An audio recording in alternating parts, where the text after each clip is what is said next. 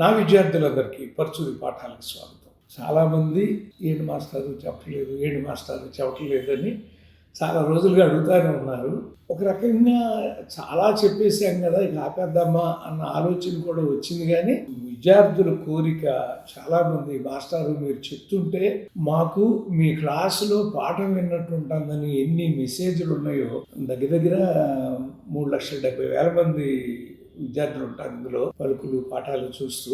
వాళ్ళందరూ కోరిక మేరకు పిల్లలు కూడా, మా ముగ్గురు అమ్మాయిలు కూడా, వద్దు నాన్నగారు మీరు చెప్పండి, కాకపోతే 10 రోజులకు ఒకసారి 15 రోజులకు ఒకసారి అయినా సరే మీరు చెప్పదలుచుకున్నది పిల్లలకి తెలవాలి, ప్రజలకు తెలవాలి, సినిమా వాళ్ళకి తెలియాలి అని అనుకునే అంశం ఏదైనా సరే తప్పకుండా చెప్పండి అని వాళ్ళు కూడా అడిగారు. మీకోసం, మా బిడ్డల కోసం నేను మళ్ళీ 3 నెలల తర్వాత, అంటే దగ్గర సద్దినోత్సవం అంటారు కదా, సద్దినోత్సవం పూర్తి చేసి నేను మళ్ళీ ప్రారంభిస్తున్నాను. ఈరోజు రామ్ చరణ్ పెద్ది గురించి చెప్పాలని. అయితే ఈ సినిమా మీద మీకు తెలుసు, కొంతమంది అలా కొంతమంది ఇలా రకరకాలుగా. నేను ఎలాగో మాట్లాడను, నాకు సినిమా బాగుంది. అయితే కొంచెం లెంగ్త్ ఎక్కువైంది, ఇంతే. ఈ ఒక్క పాయింటే నేను చెప్పేది. ఆ లెంగ్త్ను కనుక బుచ్చిబాబు, సానా స్క్రీన్ ప్లే రైటర్ ఇద్దరు కనుక ముందే చూసుకుని కనుక పసిగట్టి చేసి, ఇంకా 2-3 పాయింట్లు ఉన్నాయి, అవి చివరిలో చెప్తాను మీకు. మెయిన్ లెంగ్త్ అని అంటే, ఎప్పుడో పాత రోజుల్లో నాగేశ్వరరావు, రామారావు గారు, సోమబాబు గారు, కృష్ణ గారి రోజులు కూడా కొంత వచ్చిందండి. అది మా సినిమాలు మొదలైనాక 2 గంటల 10 నిమిషాల సినిమాకి బాగా అలవాటు అయిపోయాం మేము. ఇది ఆల్మోస్ట్ 3 గంటల 5 నిమిషాలు ఉన్నాయి. సో ఆ లెంగ్త్ను కనుక ముందే ఎక్కడ చేసుకోవాలో కూడా చెప్తానండి. అక్కడ చేసుకుంది ఉంటే అనేది మీకు నేను తెలియజేస్తాను. సో దీంట్లో ఇప్పుడు ఇది మైత్రి మూవీ మేకర్స్, సుకుమార్ రైటింగ్స్. అంటే సుకుమార్ తెలుసు, అద్భుతమైన దర్శకుడు, మనందరికీ ఈ రోజుల్లో ఇప్పుడు ప్రజెంట్ జనరేషన్కి ఒక అద్భుతమైన దర్శకుడు. ఇది sports and action drama film అన్నారు. ఇందులో క్రికెట్ ఉంది, కుస్తీ పోటీలు ఉన్నాయి, చివరిలో రన్నింగ్ రేస్ లాంటిది. ఫిజికల్లీ హ్యాండిక్యాప్డ్ వాళ్ళ రన్నింగ్ రేసు. అది ఎందుకు ఫిజికల్లీ హ్యాండిక్యాప్డ్ అయిందనేది మన కథాగమనంలో మనందరికీ తెలుస్తుందండి. Produced by Venkata Satish Kilaru and Vriddhi cinemas and co-produced by Ishan Saxena under IVY entertainment and presented by Mythri movie makers. వాళ్ళు అన్ని సినిమాలు తీశారు, మీ అందరికీ తెలుసు. మెయిన్ టైటిల్ రోల్ పెద్ద ఎవరంటే రామ్ చరణ్. నిజంగా ఈ క్యారెక్టర్ కనుక రామ్ చరణ్ వేయకుండా ఇంకెవరైనా వేసి ఉంటే ఈ సినిమాకి ఈ మాత్రం రిజల్ట్ వచ్చేదా అనేటువంటిది నాకు అనుమానం. ఎందుకంటే ఒక బరువంతా మోస్తారంటారు చూడండి, సింగిల్ హ్యాండెడ్గా, ఎన్ని సెంటర్ సింగిల్ హ్యాండ్ లాగా సింగిల్ హ్యాండెడ్గా రామ్ చరణ్ ఇప్పుడు ఎంత విజయవంతమైందో, ఎన్ని డబ్బులు వచ్చినాయో వాటన్నిటికీ కూడా కారణం రామ్ చరణ్. సెకండ్ మనం ఛాయిస్ ఇవ్వాల్సింది బుచ్చిబాబు. శివరాజ్ కుమార్ గారు ఉన్నారు దీనిలో, జాన్వీ కపూర్, శ్రీదేవి గారి అమ్మాయి అనుకుంటా, జగపతి బాబు గారు అద్భుతమైన పాత్ర. ముందు నేను ఈయనేంటి అంత జగపతి బాబు లాగా ఉన్నారు ఎవరైనా అనుకుంటున్నా. ఆ తర్వాత ఒకసారి ఆపి వెనక్కి వెళ్ళి టైటిల్ చూస్తే జగపతి బాబు అని కనపడిన తర్వాత మా హ్యాట్స్ ఆఫ్ టు జగపతి బాబు అని. అంటే ఒక పోరాటం, ఇది ఒక అద్భుతమైందండి. మా ఊళ్ళో రైలు ఆగాలి అనే ఒక చిన్న అంశం మీద 3 గంటల 5 నిమిషాల సినిమా అంటే ఇజో అది రాయటం సాహసం, తీయటం సాహసం, చెయ్యటం సాహసం. ఈ ముగ్గురు చేశారు దాన్ని. వాళ్ళకి కావాల్సిన రిజల్ట్ వరకు వాళ్ళు సాధించుకున్నారు. So directed by Buchi Babu Sana అంటాడు, దర్శకుడు పేరు Buchi Babu Sana. Written by Buchi Babu Sana. Venkata Satish Kilaru. Produced by. Music AR Rahman. అనుకున్నంత స్థాయికి తీసుకెళ్లారా సంగీతాన్ని అనేది నిజంగా AR రెహమాన్ గారు అంటే హ్యాట్స్ ఆఫ్ అనేటువంటి వ్యక్తులు ఒకళ్ళు. అంటే ఈ ఎవరైనా సరేనండి, కథ ఏముందో, కథనం ఏముందో, సిచ్యుయేషన్ ఏముందో దాన్ని బట్టి పాట వస్తుంది, దాన్ని బట్టి ట్యూన్ వస్తుంది. ఇక్కడ కూడా హీరోయిన్ల పాత్ర చాలా తక్కువ నిడివిలో ఉంటుంది. కాబట్టి రచయితకి, దర్శకుడికి, నటుడికి కూడా ఒక రెండో కన్ను, హీరోయిన్లు 2 కళ్ళు. దర్శకుడు మూడో కన్ను. నేను చాలాసార్లు చెప్తూ ఉంటాను మీకు. హీరోయిన్ 2 కళ్ళు అయితే దర్శకుడు మూడో కన్ను. 2 కళ్ళు ఉండి మూడో కన్ను సరిగ్గా ఇక్కడ తగ్గింది. ఇక్కడ బడ్జెట్ చూస్తే 300 to 350 crores అని, బాక్స్ ఆఫీస్ చూస్తే 330 to 400 crore అని ఉంది. అంటే వాళ్ళ అన్ని థియేటర్లు వాళ్ళకి పోగా మరి తీసేసి చెప్పారా అంటే, మరి 400 కోట్లు కనుక చేస్తే 50 కోట్లు లాభం చేసింది. సినిమా తేడా ఉందని ఎట్లా అంటాం? కాకపోతే ఏంటంటే రామ్ చరణ్ లాంటి సినిమా మీద 100 కోట్లు మిగలాలని కోరుకుంటారు, 50 కోట్లు మిగలాలని కోరుకుంటారు. బహుశా అందుకు అన్నారేమో అనేటువంటిది పాయింట్ అండి.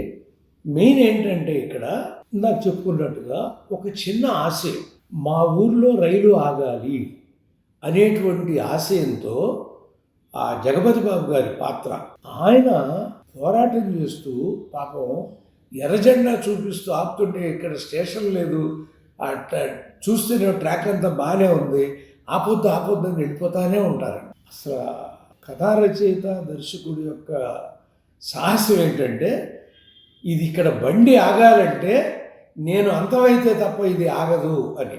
అంటే ఎన్నో ప్రయత్నాలు చేస్తారండి. అసలు ఆ ఊరికి ఓట్లే లేవు. ఓట్లే లేని ఊరికి పేరేంటి? మీ ఊరికి ఓట్లు లేకపోతే ఆధార్ కార్డులు రావు, ఏమీ రావు కదా. అందుకని అలాంటి ఊరిలో ఒక రైలు, అలాంటి దగ్గర నాకు తెలిసండి ఇలాంటి ఊళ్ళు చాలా ఉన్నాయండి. దాదాపు అంటే రైళ్ళు ఆగకుండా వెళ్ళిపోయేటువంటి ఊళ్ళు. అలాంటి ఊళ్ళ వాళ్ళందరి తరపున నాట్ ఓన్లీ వాళ్ళ ఊరు, అన్ని ఊళ్ళల్లో అంటే మా ఊర్లో రైలు ఆగాలి, మా ఊర్లో బస్సు ఆగాలి అంటే, మీ ఊరికి రైల్వే ట్రాక్ ఏమని అడగట్లే వాళ్ళు. రైల్వే ట్రాక్ మా ఊరి పక్క నుంచే వెళ్తుంది కాబట్టి మా ఊళ్ళో కూడా బండి అనేది ఎంత న్యాయమైన కోరిక అండి అది. అసలు మీరు ఎక్కడో లోపల ట్రైబల్ లాగా ఎక్కడో బతుకుతున్నారు, మీకు అక్కర్లేదు అని చెప్పి వాళ్ళు ఎదురు తిరిగితే, ఒక హీరో ఎలా అయినా సరే ఈ ఊరికి పేరు తేవాలి అని ఆ క్రికెట్ టీంలో బ్రహ్మాండంగా ఆడి వాళ్ళ ఊరిని గెలిపిస్తారు. వాళ్ళ ఊరంటే వాళ్ళ పార్టీని. ఆ పార్టీని గెలిపించిన తర్వాత ఎలా అయినా సరే ఇతన్ని ఓడించాలి అనేది పెట్టి, రెండో పార్టీ వాళ్ళు ఇతన్ని వేలం పాటలో రూపాయికి కొనుక్కుని ఇతన్ని ఓడించేస్తారు. అది కొంచెం బాధాకరమైనటువంటి అంశం. అక్కడ కూడా ఇప్పుడు చివరిలో ఎలా అయితే నాకు ఈ షీల్డ్ వద్దు అని హీరో అన్నాడో, అలా ఇక్కడే కనుక అంటే నాకు చెప్పారు కదా, ఎక్కడెక్కడ సరిచేసి ఉంటే బాగుంటుంది అని మీరు అనుకునేటువంటి దానిలో ఇక్కడ వీళ్ళు గనక ఆ పోరాటం చేయకపోతే రైలు ఆగదు కదండి. కాబట్టి ఇక్కడ ఇప్పుడు మనకి మా ఊళ్ళో రైలు ఆగాలి అనే చిన్న పాయింట్ మీద ఆ విలేజ్లో క్రికెట్ ఆట వచ్చో లేదో తెలియని వాడు 6 మీద 6 6 మీద 6 6 మీద 6 కొట్టుకుంటూ వెళ్ళిపోతానే ఉంటాడు. అలా కొట్టుకుంటూ వెళ్ళిపోయి తను ఆటను గెలిపిస్తామని చూస్తాడు. కానీ రెండోసారి కుట్రను తెలుసుకున్నట్టు వెళ్ళినా కూడా మళ్ళీ యువతలాడు కావాలని అవుట్ అయిపోయి అతన్ని గెలవనివ్వకుండా చేస్తారు. ఇది బాధాకరమైనటువంటి అంశం. అంటే రెండండి స్టోరీలో, ఇది ఇతని కాన్ఫ్లిక్ట్ పెరిగి పంతం పెరిగి ఇంకేదో సాధించాలి అంటానికి కారణం కూడా అయింది. ఓడిపోకపోతే వెళ్ళేవాడో లేదో కదా. అందుకని ఆ రకంగా సుకుమారు, స్టోరీ రైటర్లు వీళ్ళందరూ కూడా అక్కడ కరెక్టే అవుతారండి. ఆ తర్వాత ఇది ఎప్పుడైతే ఇక్కడ కుస్తీ పోటీలకు వెళ్ళాడో అక్కడ కూడా నువ్వేం కుస్తీలు నేర్చుకుంటావరా అంటే, అక్కడ చూసుకుంటూనే అక్కడ ఇతను ముందు ఛాన్స్ ఇవ్వడండి. అక్కడ కూడా ఛాన్స్ ఇవ్వకుండా చూస్తుంటే ఒక్కొక్క బస్తా ఇసిరేటాలు అవన్నీ చూస్తుంటే, పిచ్చోడా నీ ఆంగికం నీ ఆహార్యం మొత్తం కుస్తీ పోటీలు లేరా, నీకు తెలియట్లేదు, నీకు నేర్పుతానని అతను నేర్పితే అద్భుతమైనటువంటి ఫామ్లోకి వచ్చి అద్భుతంగా కుస్తీ పోటీల్లో గెలుచుకుంటా వెళ్ళే పరిస్థితికి వస్తే, అక్కడ కూడా మళ్ళీ ఏం చేస్తారండి, కుట్ర చేస్తారు. ఇతని కాలు విరిగిపోయేలా చేస్తారు. సో కుస్తీ పోటీలకి ఒంటి కాలుతో కుస్తీ పోటీలు చేయలేడు కదా, వెళ్ళిపోయాడు. ఇదేంటిది మళ్ళీ రెండోసారి అక్కడ క్రికెట్ ఓడిపోయి వచ్చాడు, ఇక్కడ కుస్తీ పోటీలు వదిలేసి వెళ్ళిపోయాడు. ఇవి కూడా ఒక రకంగా మాస్ అభిమానులకి చాలా బాధాకరంగా ఉంటాయండి. ఇక్కడ కూడా నేను ఇందాక చెప్పినట్టే గెలిచి చివరిలో ఎలా అయితే షీల్డ్ వద్దన్నాడో అలా ఇసిరేసి మళ్ళీ ఇక్కడి నుంచి కదిలితే ఈ బాధ కలగదు అభిమానికి కానీ ప్రేక్షకుడికి కానీ. ఎందుకంటే హీరో ఓడిపోవటాన్ని మాస్ ప్రేక్షకులు, క్లాస్ ప్రేక్షకులు భరిస్తారు, స్త్రీ ప్రేక్షకులు కొంతమంది భరిస్తారు. కానీ మాస్ ప్రేక్షకులు హీరో ఓడిపోతే అసలు తట్టుకోలేరు. అలా 1-2 సినిమాల్లో మేము బాగా దెబ్బతిన్నాం. ఆ సంగతి మీకు కూడా తెలుసు. ఇందులో ఉన్న ఇంకోటి నాకు చెప్తా అన్నాను కదా, కొన్ని మీకు ఆహార్యాలు ఏవి కూడా తెలుగు ఆహార్యాలకి దగ్గరగా లేవు. డౌన్ ట్రాడన్ పీపుల్, ఆ కొండ పక్కన కొండ ప్రాంతంలో బ్రతికే మనుషులు కాబట్టి అలాంటి ఆహార్యం మెయింటైన్ చేశారేమో చెప్పలేము. అలాంటి ఆహార్యాలు కనపడేది ఒకటిను. ఒక జగపతి బాబు గారు, ఆ శ్రీదేవి గారి అమ్మాయి, శ్రీదేవి గారి అమ్మాయి కూడా కొత్తదే, ఇలా ఒక 3-4 మధ్యలో రావుగోపాల్ అబ్బాయి కనపడ్డాడు, రఘు రమేష్. ఇలా కాకుండా మొత్తం ఆర్టిస్టులు అందరూ కూడా ఎవరో తెలియని పరిస్థితి ఏర్పడిపోయింది. మీకు చెప్పాను నేను ఒకసారి, రామారావు గారితో నేను ఇన్వాల్వ్ అవుతాను, నాగేశ్వరరావుతో మన ఇన్వాల్వ్ అవుతాడు, అంటే వాళ్ళను దూరిపోతాం. అట్లా దూరాలి అంటే, ఆ హీరోలోకి దూరాలి అంటే అతను మన ఆహార్యంలో, మన ప్రాంతంలో మనవాడిలాగా అనిపిస్తే ఉండేటువంటి గొప్పతనం వేరే ఉంటుందండి. అలా రెండో భాగం మీకు చెప్పేది ఏంటంటే, హీరోయిన్ పాత్ర చాలా తక్కువగా ఉంది. మరి ఇప్పుడు దీనిలో కూడా వచ్చేసింది. నేను చూసినప్పుడైనా కనీసం వీళ్ళు జాగ్రత్త తీసుకుని, మరి ఓటీటీలో ఎలా చేస్తుందో నేను చెప్పలేనండి. ఈ ఓటీటీకి పంపించేప్పుడైనా ఆ యాక్షన్ పార్ట్లు కొన్ని తగ్గించుకుని కొంచెం లెంగ్త్లు కనుక 2.5 గంటలు, 40 అంటే దగ్గర 30-40 నిమిషాలు కనుక 45 మినిట్స్ తగ్గించుకుని ఉంటే ఓటీటీలో అయినా ఈ సినిమా ఇంకా బెటర్గా చూసేవారా అంటే, ఇప్పుడు ఎలా చూస్తున్నారో నేను చెప్పలేనండి, బట్ ఇంకా బెటర్గా అంటే ఎప్పుడు కూడా సినిమాని మీకు చెప్పాను నేను, మరో కాడి నుంచి మేము ఆ 2 గంటల 10 నిమిషాలు సినిమా ఉండాలి అనేటువంటి ఇది పాత రోజుల్లో నాగయ్య గారు, పాత రామారావు గారి సినిమాలు ఇలాంటివన్నీ 2.5 పైన 3 గంటలు అలా ఉండేవి. కానీ ఇప్పుడున్నటువంటి ఏ సినిమా కూడా అంత ఉండదు. కాబట్టి ఆ లెంగ్త్ను కూడా సరి చేసుకుని ఉంటే బాగుండేది. అయితే ఒక అద్భుతమైన మెసేజ్ని ఆయన ఇచ్చింది ఏంటంటే, రైతు కష్టాన్ని, సైనికుడిని, ఆటగాడి స్ఫూర్తిని, ఈ మూడింటిని కూడా మనం ఎవరూ మర్చిపోకూడదనే గొప్ప మెసేజ్ని. అంటే రైతును మర్చిపోవద్దు, ఎందుకు నీకు అన్నం పెడుతున్నాడు.